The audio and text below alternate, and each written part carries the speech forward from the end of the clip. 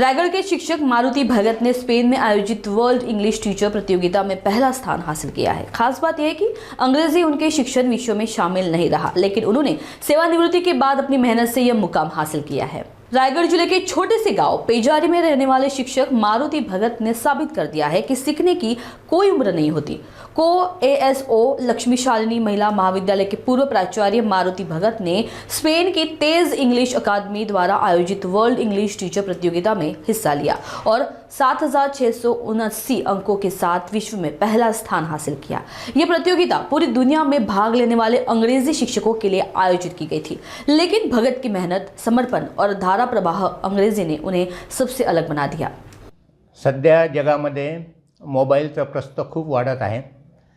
मी शाळेमध्ये शिकत असताना पाटी आणि पेन्सिल होती, तेव्हापासून मी शिकत आहे, परंतु आता सध्या मोबाईलच्या युगामध्ये आहे।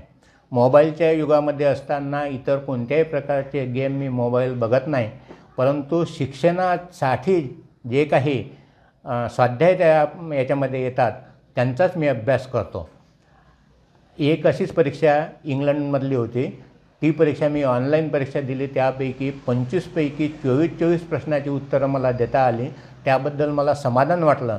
परंतु एका प्रश्नाचं उत्तर मला का देता आलं नाही याच्यासाठी देखील मी अर्धा तास खर्च केला आणि त्याच्यावर प्रभुत्व मिळवलं। आज जगाच्या पाठीवर ही ऑनलाईन स्पर्धा होते, 1 लक्ष लोक त्याच्यामध्ये असतात। आशिया खंडामधून मी एकटा प्रतिनिधित्व करतो आणि त्यामध्ये 1 महिन्यापासून मी माझं सातत्य 1 नंबरवर कायम ठेवलेलं आहे। मग त्याबद्दल मला नाही तर माझ्या सर्व मित्रमंडळींना मोठा अभिमान वाटतो की एक ग्रामीण भागामधला पोरगा आशिया खंडातून भारताचं प्रतिनिधित्व करतो आणि जगाच्या पाठीवर इंग्रजी भाषेमध्ये पहिला येतो, याच्यासारखी दुसरी अभिमानाची गोष्ट कोणतीच नाही।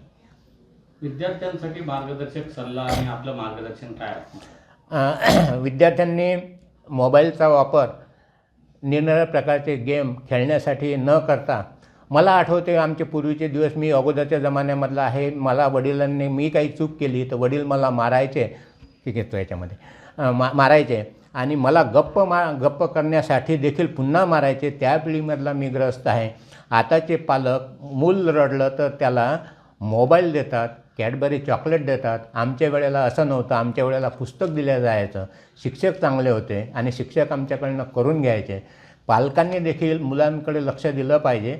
जर समजा मुलांनी मोबाईल अधिकाधिक जर पाहिला तर त्यांच्या डोळ्यावर परिणाम होतो आणि डोळ्यावरच परिणाम होत नाही तर व्हायपर होतात मुलं, आणि ते जर होऊ द्यायचे नसतील तर पालकाची मोठी जिम्मेदारी आहे की त्यांना अभ्यासाकडे वळवणे, अभ्यासाव्यतिरिक्त त्यांनी मोबाईलचा वापर करू नये यासाठी लक्ष देणे पालकांची अत्यंत महत्त्वाची जबाबदारी आहे। इंग्लिश बोलणं ज्या पद्धतीनं एक आव्हान वाटतं, खडतर वाटतं, तर हे इंग्लिश शिकण्याची सोपी पद्धत काही कला आहे का?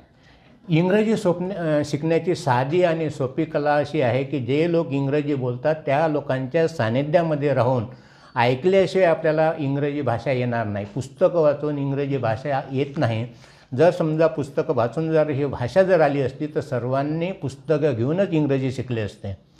आणि मी आता असा उपक्रम सुरू केलेला आहे की इंग्रजी हे या पेजारी परिसरातील सर्व विद्यार्थ्यांसाठी मोफत इंग्रजी शिकवतो। त्यांना पेन आणायला सांगत नाही, पेन्सिल आणायला सांगत नाही, वही आणायला सांगत नाही।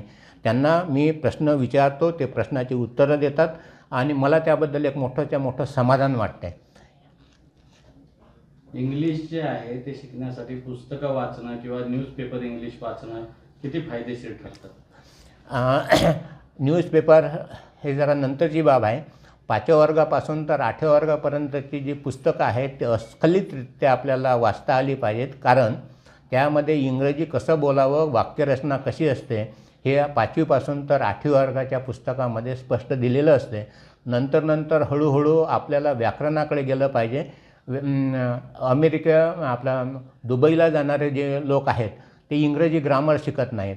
लहान मुलं जन्माला आले त्यांना आपण लहानपणापासून वही पुस्तक देत नाही तर भाषा ही ऐकून येते। इंग्रजी बोलणारे जे लोक आहेत त्यांच्या सानिध्यामध्ये जर राहिलं तर इंग्रजी आपल्याला लवकरात लवकर असं येऊ शकते।